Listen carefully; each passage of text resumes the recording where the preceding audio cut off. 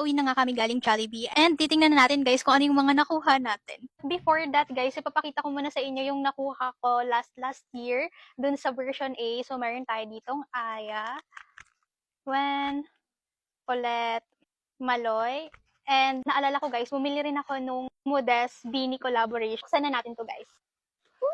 First guys, nakuha natin si Maloy. Pinagkaiba guys is meron na silang pa-keychain. Cute, mango pie. Next, Gwen, spaghetti. Meron tayong parehas guys. Bibigay ko na lang to sa kapatid ko.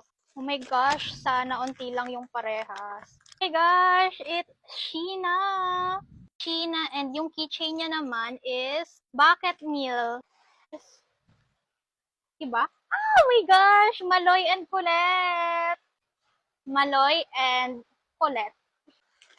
Oh my gosh! Taco! Burger steak. Burger taco. So, ito yung mga nakuha natin, guys. Si Gwen, Sheena, Stacy, si Maloy, and si Colette. And then, meron tayong si Maloy na solo. Super cute din ang keychain niya. Bye!